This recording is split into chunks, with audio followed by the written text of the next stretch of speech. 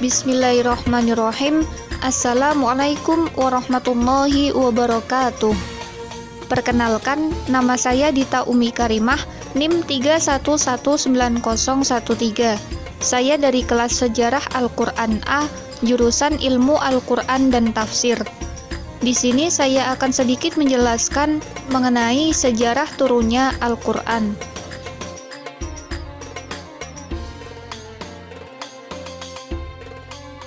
Islam merupakan salah satu agama yang memiliki banyak sekali penganutnya.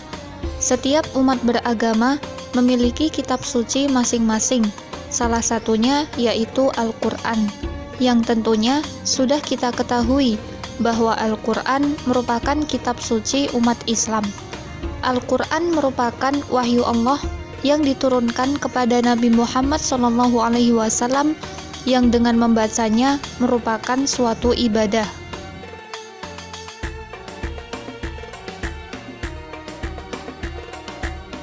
Al-Quran merupakan kitab suci yang mulia. Tidak ada satu kitab suci pun di dunia ini yang mendapat perhatian banyak orang dan sedemikian serius melebihi kitab suci Al-Quran. Wahyu Allah yang diturunkan kepada Nabi Muhammad SAW ini dikaji dari banyak segi, tidak hanya tertuju kepada hal-hal yang global saja, tetapi juga rincian persoalan secara lengkap. Allah Subhanahu wa Ta'ala menurunkan ayat pertama Al-Quran pada bulan Ramadan.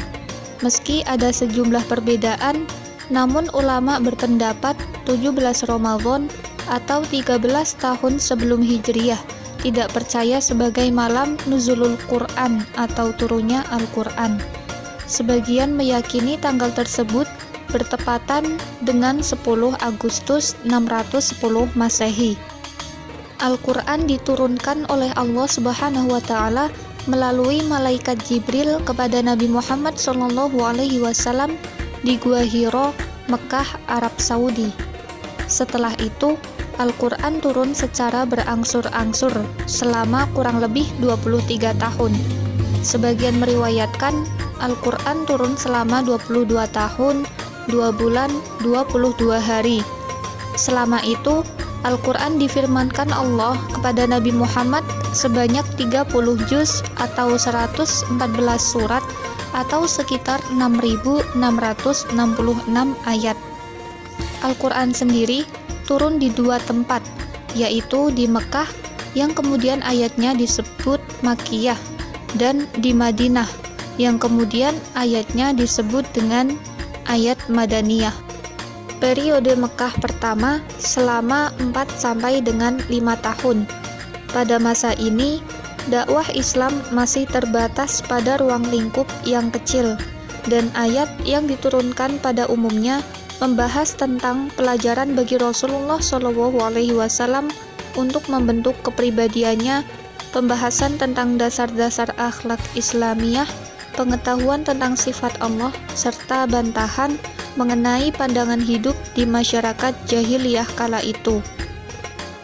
Pada periode Mekah kedua, berlangsung selama 4-9 tahun. Pada masa ini, dakwah Islam sudah mulai terbuka. Masyarakat Mekah sudah mulai berpikir untuk menghalangi dakwah. Ayat-ayat yang diturunkan pada masa umum tentang kewajiban sebagai seorang muslim, hak tentang keesaan Allah, pembahasan tentang hari kiamat, serta ancaman dan kecaman kepada orang musyrik yang berperilaku buruk. Sedangkan periode Madinah berlangsung selama 10 tahun.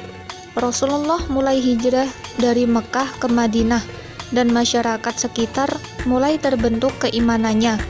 Di sana, masyarakat Yahudi dan Islam hidup berdampingan. Namun, seiring berjalannya waktu, kaum Yahudi pun mulai ikut dakwah Nabi Muhammad SAW.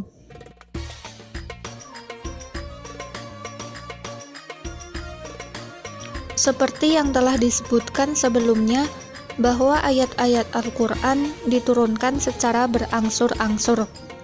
Pada saat itu, kertas belum ada di Arab, meskipun sudah ditemukan di Cina, karena Nabi Muhammad SAW tidak bisa membaca dan menulis. Maka ketika menerima wahyu, beliau langsung menyampaikannya kepada para sahabat. Para sahabat lalu menghafalkannya di luar kepala.